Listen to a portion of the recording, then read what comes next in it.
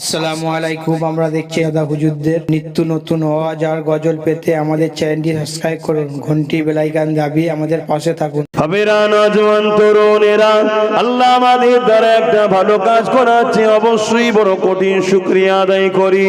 কিন্তু মনে রাখবেন, ঈমান হলো সব থেকে দামি জিনিস। তাই নবী পাক আমাদেরকে দোয়া করা শিখিয়েছে। আল্লাহ পাকের কাছে দোয়া চাও, হে আল্লাহ আমার জিন্দগিটা যেন ইসলামের উপরে চলে। কেন ইসলামের নিয়ম কানুন অনুযায়ী জিন্দগি চালানো, এর থেকে উত্তম শান্তি, উত্তম পন্থা দ্বিতীয় কিছু হতে পারে না। আর ঈমানের সঙ্গে মরণটা দেবে। সারা জীবন ইসলামের উপরে চলার পরও ঈমানের সঙ্গে মরবের কোনো গ্যারান্টি নাই। এ নওজোয়ানেরা, আল্লাহ নবীর মুহাব্বত ভালোবাসা হৃদয়ের মধ্যে আনেন।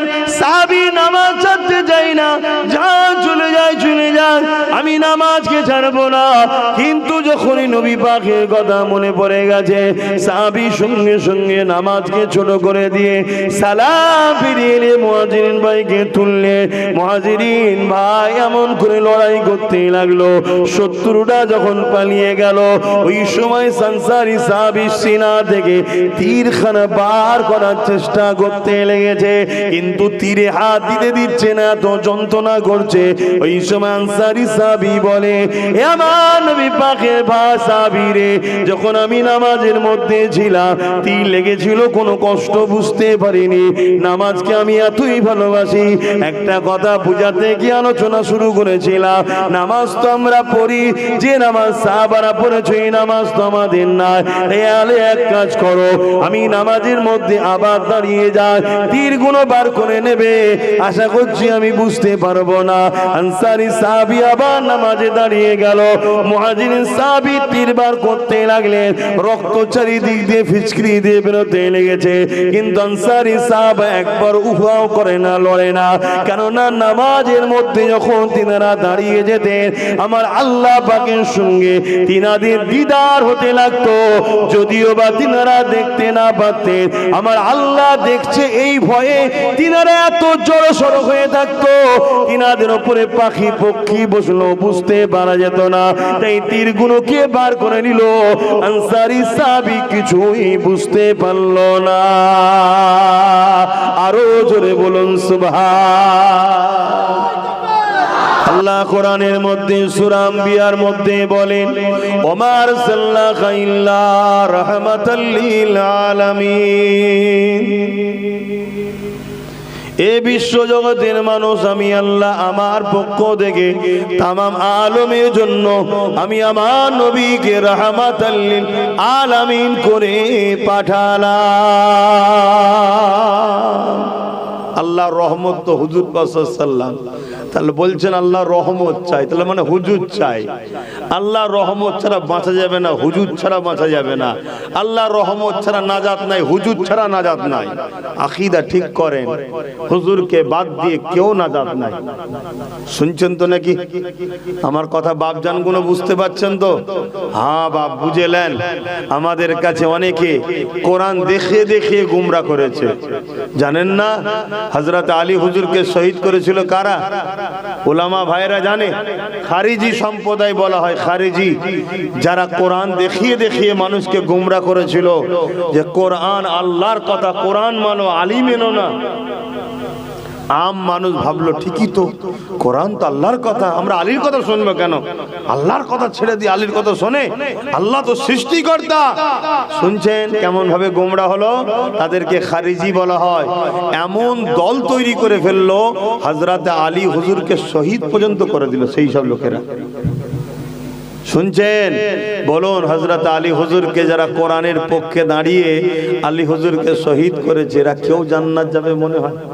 আপনাদের ক্ষুদ্র বিবেক কি বলছে? বলুন, বলুন বিবেক কি বলছে? কারণ আল্লাহ নবী জানিয়ে দিয়েছেন, এ বিশ্বে মানুষেরা শুনে রেখে দাও, আমি রাসূলুল্লাহ হলাম ইলমের শহর, আর আলী হলো শহরের দরজা। আমি রাসূলুল্লাহর কাছে আসতে গেলে আলীর মাধ্যম দিয়ে আসতে হবে, আলী ছাড়া আমাকে পাওয়া যাবে না। সেই হযরতে আলীকে শহীদ করে দিল দাড়িওয়ালা টুপিওয়ালা মুনাফিকরা, সাধারণ মানুষের মধ্যে বিভ্রান্ত তৈরি করে দিল। কোরআন হলো আল্লাহ পাকের কথা, কোরআন মানো, আলীর কথা মেনো না। হযরতে আলী কার কথা শোনাচ্ছিল? আল্লাহরই তো কথা শোনাচ্ছিল। কিন্তু আমার নবী সাহাবারা কি বলেছিল? এ বিশ্বে মানুষ ধোঁকায় পড়ে যাও না, অবশ্যই কোরআন মানবো, কিন্তু অন্য কারো থেকে নয়, হযরতে আলী থেকেই মানবো।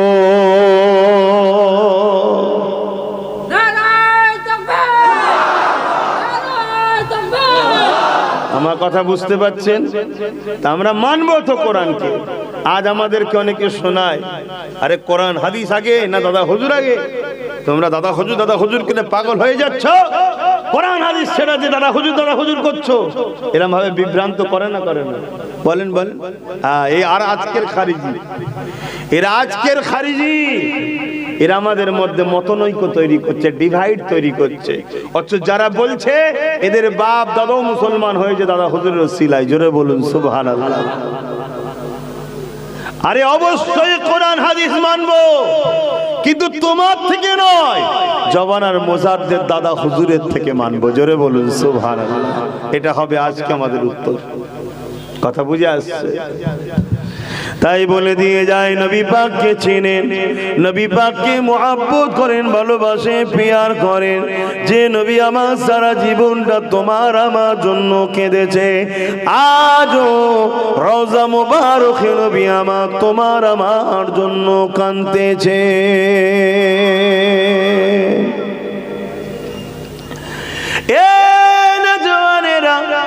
এই পৃথিবী জুড়ে যারা আমাদেরকে মিটাতে চাইছে, তারা বারবার মিটে গেছে, আমাদেরকে মিটাতে পারেনি।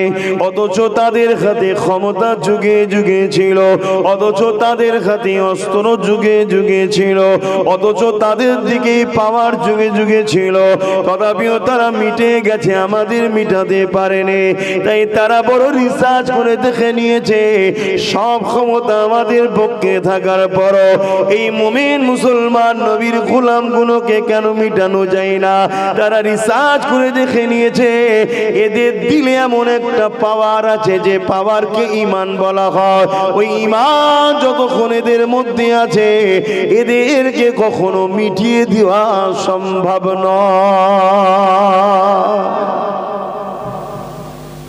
এরা যেতে ঈমানের জোরে, এরা কামিয়াবি ঈমানের জোরে হয়। এরা ক্ষমতার আসনে বসে না, এদের দিকে কোন রকম ক্ষমতা না থাকার পরও এরা কামিয়াবি ঈমানের জোরে।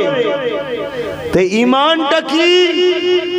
তারা রিসার্চ করে দেখছে, ঈমানটা হলো হুজুরের প্রেম ও আদব। জোরে বলুন সুবহানাল্লাহ। শুনছেন তো নাকি? হ্যাঁ, হুজুরের প্রেম ও আদব, এটা হলো ঈমান। আমার কথায় একমত হতে পারছেন তো নাকি? কারো মাথায় ঢুকছে না যে আপনি আল্লাহর কথা বললেন না? তো আপনি তো আল্লাহর কথা বললেন না, যে আল্লাহকে মানা, আল্লাহর প্রেম আদব। আল্লাহকে দেখেছেন? আল্লাহকে ধরা যায়, ছোঁয়া যায়, শুকা যায়, দেখা যায়।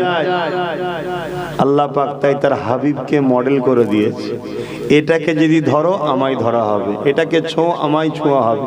তার মানে এনাকে পিয়ার করা, আমাকে পিয়ার করা, এনাকে মহব্বত করা, আমাকে মহব্বত করা, এনার অনুসরণ করা, আমার অনুসরণ করা। কেন? আমি আল্লাহকে তোমরা কখনো দুনিয়ায় দেখতে পাবে না। আমার বন্ধুকে দেখো, আমার কুদরত দেখে তুমি আমি আল্লাহ আমাকে চিনে যাবে। জোরে বলুন সুবহানাল্লাহ। বুঝাতে পারছি? তাহলে আমার রসুল পাককে সামনে ঠেলে দিচ্ছেন কে? আমার আল্লাহ নিজে। একটু সরাসরি দেন, কে ঠেলে দিচ্ছে? আল্লাহ। যে আমার বন্ধুটাকে ধর, এটাকে ধরা যায়, আমায় ধরা যায় না। এটাকে ছোঁয়া যায়, আমায় ছোঁয়া যায় না। এটাকে দেখা যায়, আমাকে দুনিয়ায় দেখতে পাবি না। তাই আমার হাবিবকে ভালোবাস। আমি কি বুঝাচ্ছি আপনারা বুঝছেন? কি গো যুবকরা, বুঝছো তো নাকি? আমাদের তো সব হারা, সব শেষ, সব শেষ। যদিও বা নামাজ পড়তে যাই বা যান, সেই নামাজ তো হয় না যে নামাজ সাহাবারা পড়েছে।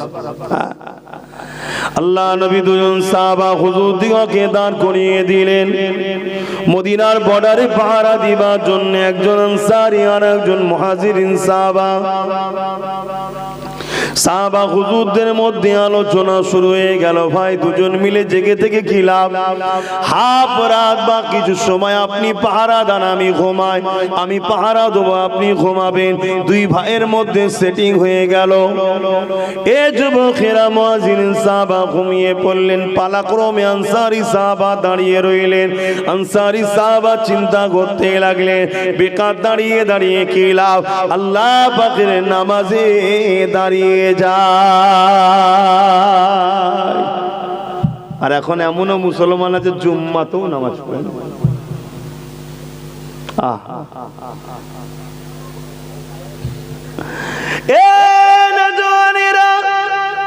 আনসারী সাহাবী যেই নামাজে দাঁড়িয়ে গেল, সঙ্গে সঙ্গে বেঈমান জালিমরা দিকে চলে এসেছে। তারা দূর থেকে আমার নবী সাহাবীকে দেখে আর চিন্তা করতে লেগেছে, ওটা মুহাম্মাদের অনুচর না একটা কাচের কোনো খুঁটি গোড়া দাঁড়িয়ে আছে। এই রকম ভাবে অনেকক্ষণ ধরে তাকিয়ে রয়েছে। আর আনসারী সাহাবা কেরাত তেলাওয়াত করে যাচ্ছে, কোরআন তেলাওয়াত করে যাচ্ছে। কেন? কোরআন কোনো বই কিতাব পুস্তক নয়, কোরআন হলো কালামুল্লাহ, আল্লাহ পাকের কথা। এ যুবকেরা, তরুণেরা, তাই আল্লাহ জানিয়ে দিয়েছে যে যতক্ষণ আমার কোরআন তেলাওয়াত করবে সে আমি আল্লাহ আমার সঙ্গে ততক্ষণ কথা বলতে লেগেছে। আল্লাহ নবী সাহাবী আনসারী সাহাবী দাঁড়িয়ে দাঁড়িয়ে নামাজ পড়তে লেগেছে, কেরাত তেলাওয়াত করতে লেগেছে। এমন সময় দেখা যায় ওই বেঈমানেরা তীর নিক্ষেপ করে দেয়। ওই তীর এসে আমার নবী পাকের সাহাবীর সিনায় লেগে যায়।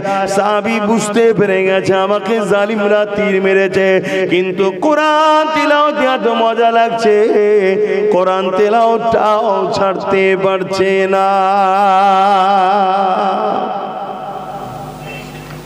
একটা দুটো তিনটে করে পর পর তীর মেরেছে। সাহাবী রুকু গেলেন, সালাম ফিরালেন, মুহাজিরিন ভাইকে তুলছেন, মুহাজিরিন সাহাবীকে তুলছেন। মুহাজিরিন সাহাবী উঠে, দেখা হয়েছে, দেখে নাও একটু ভালো করে তারপর আলোচনা করো। এ কি অভ্যাস তোমাদের? হায় কি দুনিয়া এসে গেল, কি দুনিয়া এসে গেল। হুজুরের নাম আমার স্মরণ করছেন, ভাইদের যদি জানা থাকে একটু বলবেন। একজন ইমাম সাহেব ছিলেন, হাদিসের দাস দিচ্ছেন, ছাত্রদের ঘরে হাদিস শিখাচ্ছেন। ছাত্ররা বসে বসে হাদিস শিখছেন। হুজুরের চেহারার আস্তে আস্তে পরিবর্তন হচ্ছে। একটা সময় পুরো শরীরটা নীল কালারের হয়ে গেছে, তথাপিও হাদিস তেলাওয়াত বন্ধ করেনি। যখন হাদিস শেষ হয়ে গেল, ছাত্ররা জিজ্ঞেস করছে, হুজুর আপনার চেহারার মধ্যে পরিবর্তন দেখা দিচ্ছে, কি ব্যাপার? বলছে, হ্যাঁ বাবা, পিঠে একটা কি ঢুকেছে, কামড়াচ্ছে, 100 বার দংশন করেছে।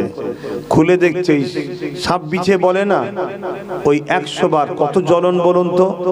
হুজুর তাহলে আপনি প্রথমবার কামড়েতে? বাবা আমি নবীর হাদিস বলছি, কি করে হাদিস বন্ধ করে দে বাবা, দেখি জান আগে নয়, নবীর হাদিসটা আগে। জোরে বলুন সুবহানাল্লাহ। এই পুরো পৃথিবীকে এক পাল্লায় রাখো, আর নবী পাক সাল্লাল্লাহু আলাইহি সাল্লামের একটা সুন্নতকে এক পাল্লায় রাখো। এই পৃথিবীর থেকেও নবীর সুন্নতের একটা সুন্নতের দাম অনেক বেশি। জোরে বলুন সুবহানাল্লাহ। আমরা তো মানতে পারিনি, আমরা মানতে পারিনি।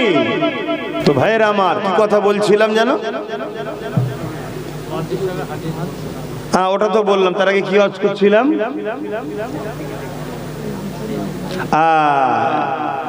কোরআন মুহাজিরিন সাহাবীকে তুলছে, ভাই ওঠো, দুশ্মনেরা শত্রুরা হামলা করে দিয়েছে। আল্লাহ নবীর মুহাজির সাহাবী উঠে বলে, ও ভাই আনসারী সাহাবী রে, আপনাকে তিনটে তীর লেগে গেছে, আপনি আমাকে না তুলে একা একা কেন লড়াইটা করতেছিলেন? আনসারী সাহাবী তো দাঁড়িয়েছিলেন পাহারার জন্য, মুহাজিরিন সাহাবী তাকে ঘুমিয়ে পড়েছে। তিনটে তীর লেগেছে ভেবে মুহাজিরিন ভাই বলছে তো লড়াই করছিল। এই যুবকেরা, তরুণেরা, এমন করে দেখা যায় মুহাজিরিন সাহাবী যখন বলেন, ভাই আপনি একা একা কেন লড়াই করতেছিলেন? আমাদেরকে দুটাতে পারতেন, আমাকে তো ডাকতে পারতেন। আনসারী সাহাবা বললেন, ভাইরা আমি লড়াই করি না, আমি তো আপনাকে শুইয়ে দিয়ে দাঁড়িয়ে দাঁড়িয়ে চিন্তা করতে লাগলাম একা একা দাঁড়িয়ে কি লাভ, এই জন্য আমি নামাজে দাঁড়িয়ে গেলাম।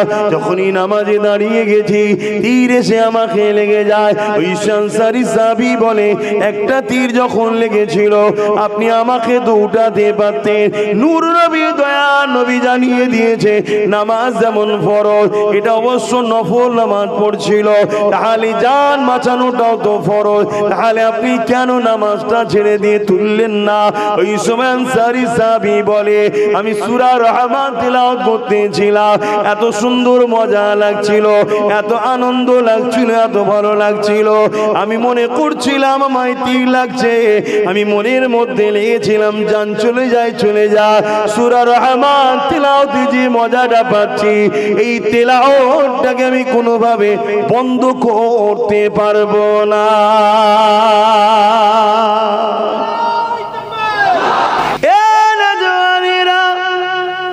এমন করে বলতে লেগেছেন, আমার যখন প্রথম তীরটা লেগেছিল আমি নামাজ ছাড়তে পারছিলাম না, কেরাতে এত মজা লাগছিল।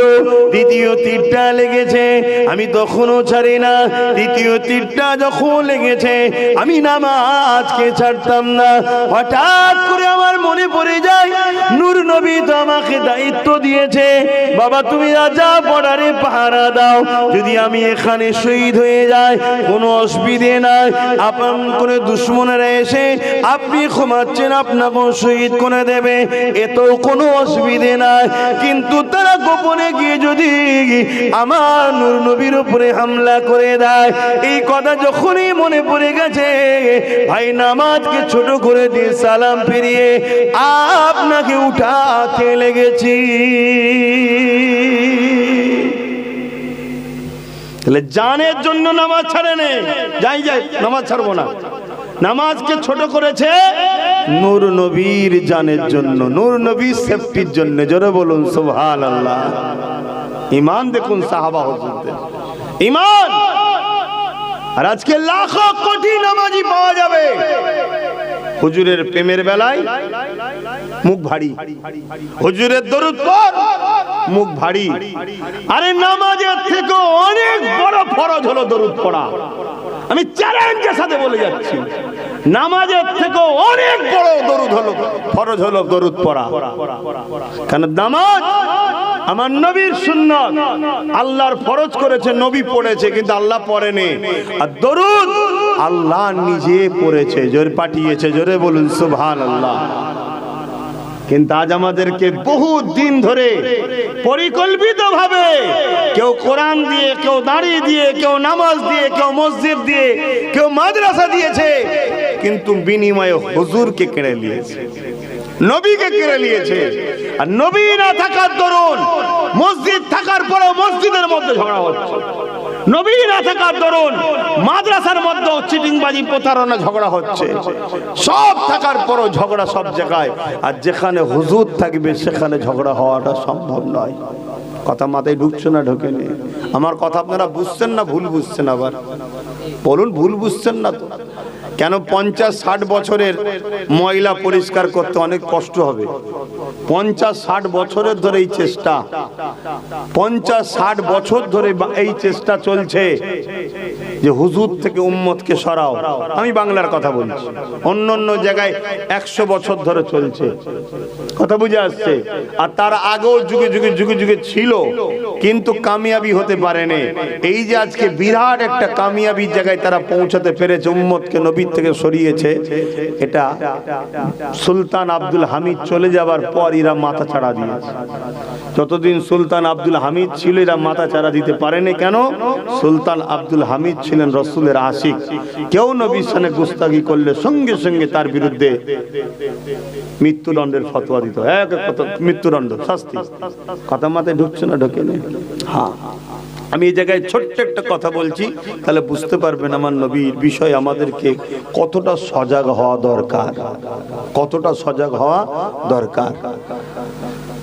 এক বন্ধু আর এক বন্ধুর সঙ্গে কথাবার্তা হচ্ছে, একজনের সঙ্গে আর একজনের কথাবার্তা হচ্ছে, আর সেখানে আমাদের মাযহাবের একজন জগৎ বিখ্যাত ইমাম, ইমামে আজম আবু হানিফা হুজুরের ছাত্র হযরতে ইউসুফ, ইমাম হযরতে ইউসুফ রাহমাহুল্লাহ, তিনি সেখানে উপস্থিত।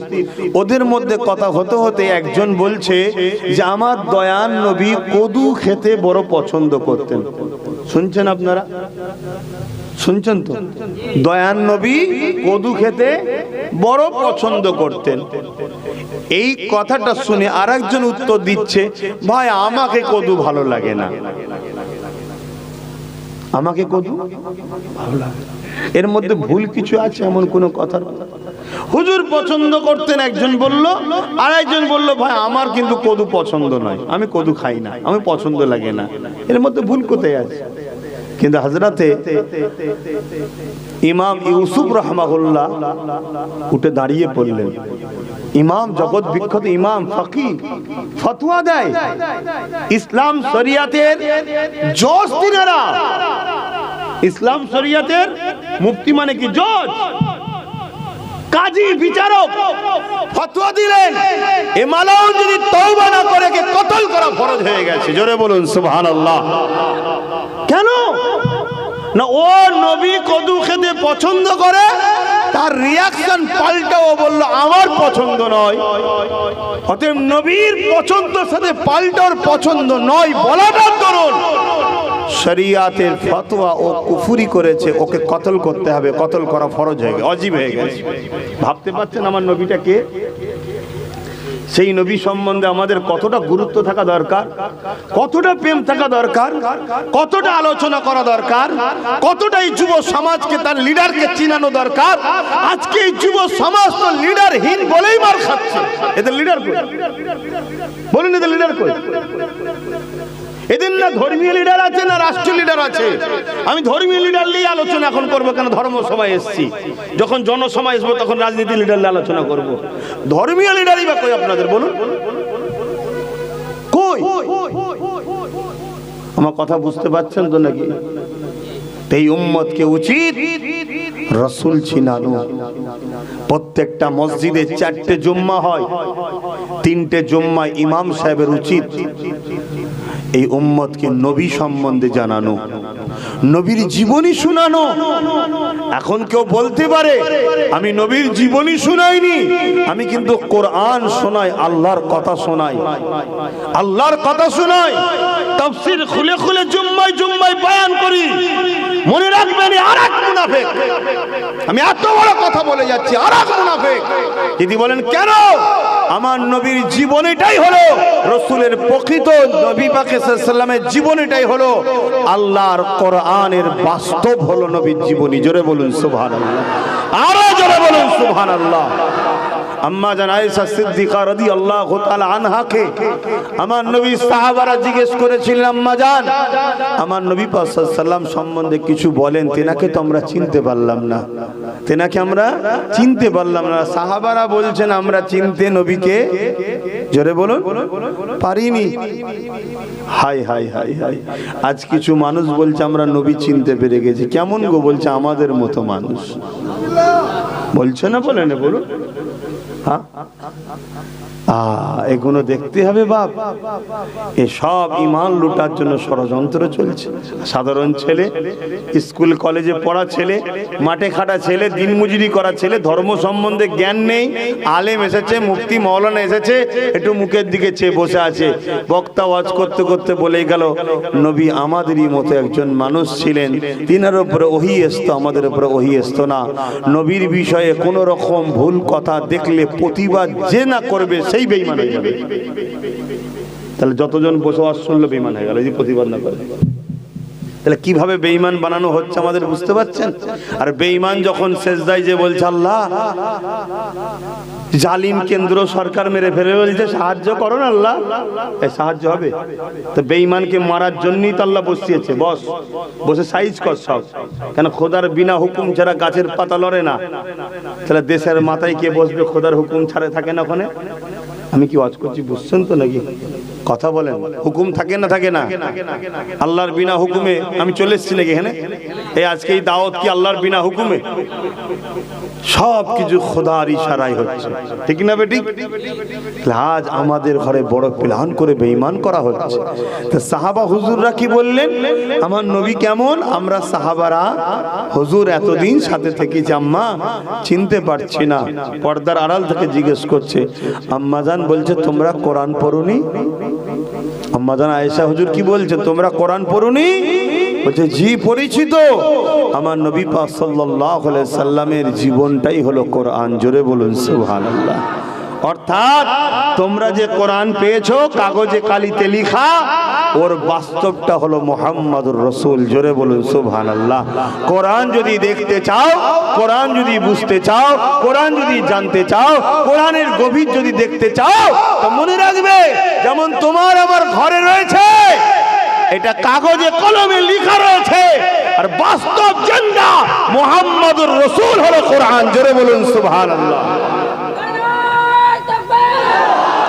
আমাকে ভুল বুঝবেন না। অর্থাৎ তিনার উঠা বসা, চাল চলন, কথাবার্তা, শুয়া খাওয়া সবকিছু কোরআন অনুযায়ী। কথা মাথায় ঢুকছে না? ঢোকে না? ভুল বুঝবেন না, আজকে বুঝুন। যদি বলেন আমরা আম মানুষ, এত কি করে শিখবো? শিখতে হবে, দিন শিখা ফরজ। জানেন না আপনি কবরের জমিনে যখন যাবেন আপনাকে কটা প্রশ্ন করা হবে? কথা বলেন, তিনটে। প্রথম নম্বর কি? মান রাব্বুকা, তোমার রব কে?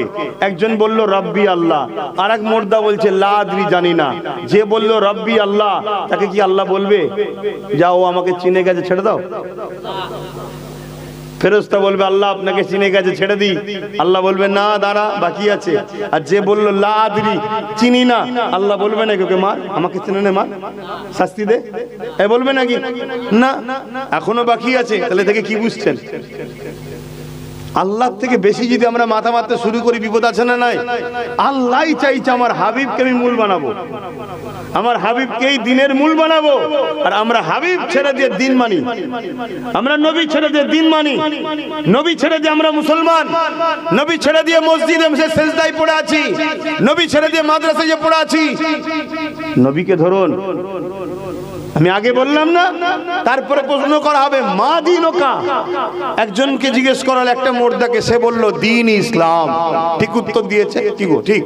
আল্লাহ ফেরেশতা বলবে আল্লাহ আপনাকেও চেনে, ধর্ম ইসলাম বলছে, দিন ইসলাম বলছে, ছেড়ে দেবো? আল্লাহ বলবে না দাঁড়া। তার মানে কি বুঝলেন? আল্লাহ জানার পরও, দিন ইসলাম জানার পরও ছাড় এখনো নেই, ছাড় এখনো নেই। কেন? আমি যাকে মূল করেছি সেটা এখন বাকি আছে। কে তিনি? বলো না গো, কে তিনি? যিনি আজও আমাদের জন্য কাঁদছে। জোরে বলুন সুবহানাল্লাহ। হে যুব সমাজ, গুনাহ করুনি, গুনাহ করুনি, গুনাহ করুনি। আর যদিও করে ফেলো, যদিও করে ফেলো, রসুলকে ভালোবাসা, মোহব্বত, ইমানটা নিয়ে কবরে যাও। গুনাহ আল্লাহ একদিন আযাবের শাস্তি দিয়ে গুনাহ মাফ করে ইমান থাকার জন্য জান্নাত দেবে। জোরে বলুন সুবহানাল্লাহ। আর যদি হুজুর না থাকে, হায় হায় হায় হায়, সব শেষ। সব শেষ। একটা ব্যক্তির নাম বলছি, মনে রাখবেন, নাম হলো আব্দুল্লাহ ইবনে উবাই, যে কিনা নবী পাকের হাতে হাত দিয়েছে, নবী পাকের হাতে হাত দিয়ে বায়াত হয়েছে। আর একটা ব্যক্তির নাম বলছি, যিনার নাম হলো আবু বকর সিদ্দিক, তিনিও নবী পাকের হাতে হাত দিয়ে বায়াত হয়েছে। দুজনই নবীর হাতে হাত দিয়েছে। যুবকেরা, আব্দুল্লাহ ইবনে উবাই নবী পাকের পেছনে ইক্তেদা করে নামাজ পড়েছে। সিদ্দিক আকবরও নবী পাকের পেছনে ইক্তেদা করে নামাজ পড়েছে। আব্দুল্লাহ ইবনে উবাই রোজা রেখেছে, আবু বকর সিদ্দিকও রোজা রেখেছে। আব্দুল্লাহ ইবনে উবাই নবীর সঙ্গে হজ করেছে, সিদ্দিক আকবরও নবীর সঙ্গে হজ করেছে। আব্দুল্লাহ ইবনে উবাই নবীর সাথে জিহাদের ময়দানে গেছে, সিদ্দিক আকবরও নবীর সাথে জিহাদের ময়দানে গেছে। আব্দুল্লাহ ইবনে উবাই দান খায়রাত করেছে, সিদ্দিক আকবরও দান খায়রাত করেছে। আব্দুল্লাহ ইবনে উবাইয়ের মাথায় টুপি, মুখে দাড়ি, জুব্বা, পাগড়ি সব রয়েছে। আবু বকর সিদ্দিকের এটা রয়েছে। কিন্তু সিদ্দিক আকবর দুনিয়া জমিন থেকে জান্নাতের সুসংবাদ পেয়েছে, আর আব্দুল্লাহ ইবনে উবাই জাহান্নামের ঘোষণা পেয়েছে। এর কারণটা কি? এর কারণটা কি? আবু বকর সিদ্দিকের নামাজ রয়েছে, আব্দুল্লাহ ইবনে উবাইয়ের রয়েছে। আবু বকর সিদ্দিক নবীর হাতে হাত দিয়েছে, আব্দুল্লাহ ইবনে উবাই হাত দিয়েছে। আবু বকর সিদ্দিক রোজা রেখেছে, হজ করেছে, আব্দুল্লাহ ইবনে উবাইয়েরও এটা রয়েছে। আবু বকর সিদ্দিকের দাড়ি, টুপি, পাগড়ি রয়েছে, আব্দুল্লাহ ইবনে উবাইয়েরও রয়েছে। কারণটা কি তাহলে রইল? পার্থক্য কোথায় রইল? এ যুবকেরা, তরুণেরা, বাবেরা, হযরত আবু বকর সিদ্দিককে জিজ্ঞাসা করা হয়েছে, হুজুরের কারণটা কি? হযরত আবু বকর সিদ্দিক বলল, শোনো, আব্দুল্লাহ ইবনে উবাইয়ের যা রয়েছে আমি আবু বকরের তাই রয়েছে, কিন্তু আমার যা আছে আব্দুল্লাহ ইবনে উবাইয়ের তাই নাই। আব্দুল্লাহ ইবনে উবাই নবীর হাতে হাত দিয়েছে, আমিও দিয়েছি। ওরও নামাজ আমারও নামাজ, ওরও রোজা আছে আমারও রোজা আছে, ওরও হজ আছে আমারও হজ আছে, ওরও দান খায়রাত আছে আমারও দান খায়রাত আছে, সব ওর যা আছে আমারও তাই আছে। কিন্তু মনে রাখবে, আমার অন্তরে, আমার হৃদয়ে নূর নবীর আদো ভালোবাসা, হাইয়া প্রেম আছে, যেটা আব্দুল্লাহ ইবনে উবাইয়ের নাই। এই জন্য আমি আবু বকর আল্লাহর জান্নাতের ঘোষণা পেয়েছি, আর মুনাফিকি করে জাহান্নামী হয়েছে। কি বুঝলেন? বুঝতে পারছেন তো আজ নাকি? একটু হ্যাঁ কি না বলেন, বুঝছেন তো নাকি? তাহলে কোনটা লাগবে আগে বলুন? তাহলে কেউ যদি বলে আমি কোরআন খুলে খুলে বলি, হুজুরের জীবনী বলা আপনি কোরআন আল্লাহর কথা, আরে আল্লাহর কথা তো অবশ্যই, কিন্তু কোরআনের বাস্তবটাই তো মুহাম্মাদুর রাসূল। জোরে বলুন সুবহানাল্লাহ। কোরআনটা তো রাসূলুল্লাহর উপর এসেছে, নবী তো সাহেবে কোরআন, কানা খুলুকুল্লাহুল কোরআন। তাহলে কেউ যদি কোরআন বুঝতে চায়, তাকে নবীর জীবনী দেখতে হবে, কারণ নবী যা করেছে কোরআন অনুযায়ী করেছে। জোরে বলুন সুবহানাল্লাহ। আর কোরআনই তো বলছে, মা আতাকুমুর রাসূল ফাখুযুহু ওয়া মা নাহাকুম আনহু ফান্তাহু। হে বিশ্বের মানুষ, আল্লাহ জানাচ্ছেন কোরআন কালামুল্লাহর মধ্যে আমার হাবিব যা আদেশ করেছে নিয়ে নাও, যা নিষেধ করছে ছেড়ে দাও। আমার হাবিবের হ্যাঁ হ্যাঁ বলো, নাই না বলো। আমার হাবিব যেটা দিচ্ছে নাও, যেটা ছাড়তে বলছে ছাড়ো, তবেই তোমরা কল্যাণ ও কামিয়াবি হবে। শুনছেন তো নাকি? তাহলে জম্মায় উচিত তো নবীর জীবনী উম্মতকে শোনানো, সাধারণ মানুষকে, কে আমার নবী এই করেছে, আমার নবী এই করেছে, আমার নবীর এই চলন, এই স্টাইল, আমার নবীর মাকাম এত, আমার নবীর সম্মান এত, আমার নবীকে আল্লাহ এত ভালোবাসে, এগুলো উম্মতকে শোনানো দরকার আছে না? না, এতে কি হবে? ঈমান পাওয়ার হবে। জোরে বলুন সুবহানাল্লাহ।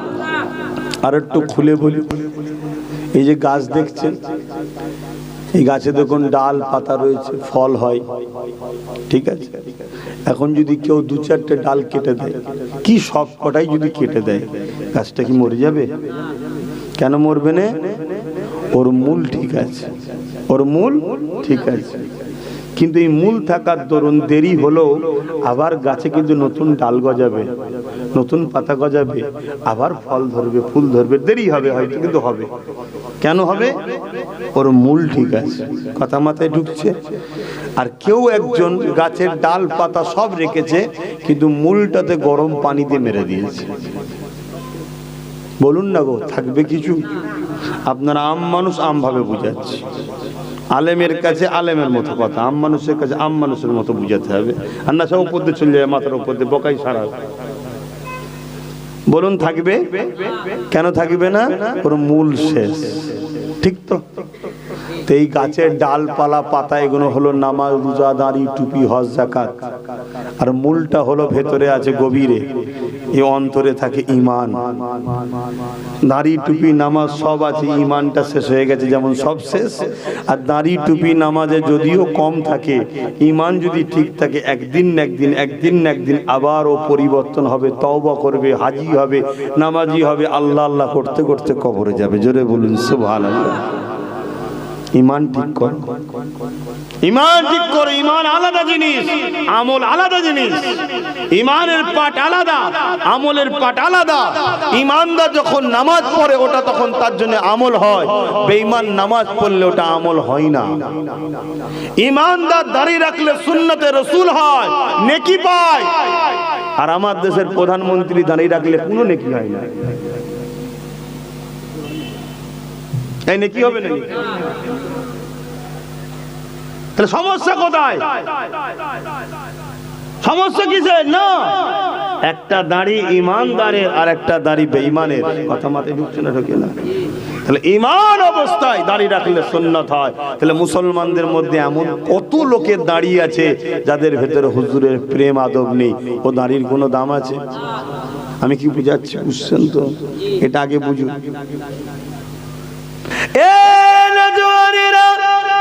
আল্লাহ নবীর মুহাব্বত ভালোবাসা হৃদয়ের মধ্যে আনেন। সাহাবী নামাজ ছাড়তে চাই না, যা চলে যায় চলে যায়, আমি নামাজকে ছাড়বো না। কিন্তু যখনই নবী পাকের কথা মনে পড়ে গেছে, সাহাবী সঙ্গে সঙ্গে নামাজকে ছোট করে দিয়ে সালাম ফিরিয়ে এলে মুহাজিরিন ভাইকে তুললে। মুহাজিরিন ভাই এমন করে লড়াই করতে লাগলো, শত্রুরা যখন পালিয়ে গেল, ওই সময় আনসারী সাহাবী সিনা থেকে তীরখানা বার করার চেষ্টা করতে লেগেছে, কিন্তু তীরে হাত দিতে দিচ্ছে না, তো যন্ত্রণা করছে। ওই সময় আনসারী সাহাবী বলে, এ আমার নবী পাকের ভাই সাহাবী রে, যখন আমি নামাজের মধ্যে ছিলাম তীর লেগেছিল, কোনো কষ্ট বুঝতে পারিনি। নামাজকে আমি এতই ভালোবাসি। একটা কথা বুঝাতে কি আলোচনা শুরু করেছিলাম, নামাজ তো আমরা পড়ি, যে নামাজ সাহাবারা পড়েছে এই নামাজ তো আমাদের না। এক কাজ করো, আমি নামাজের মধ্যে আবার দাঁড়িয়ে যাই, তীর গুলো বার করে নেবে। আশা করছি আমি বুঝতে পারবো না। আনসারী সাহাবী আবার নামাজে দাঁড়িয়ে গেল, মুহাজিরিন সাহাবী তীর বার করতে লাগলেন। রক্ত চারিদিক দিয়ে ফিচকিরি দিয়ে বেরোতে লেগেছে, কিন্তু আনসারী সাহাবা একবার উহাও করে না, লড়ে না। কেননা নামাজের মধ্যে যখন তিনারা দাঁড়িয়ে যেতেন, আমার আল্লাহ পাকের সঙ্গে তিনাদের দিদার হতে লাগতো। যদিও বা তিনারা দেখতে না পারতেন, আমার আল্লাহ দেখছে এই ভয়ে তিনারা এত জড়সড় হয়ে থাকতো, তিনাদের উপরে পাখি পক্ষী বসলো, বুঝতে পারা যেত না। তাই তীরগুলোকে বার করে নিল। আনসারী সাহাবী কিছুই বুঝতে পারল না। আরো জোরে বলুন সুবহান।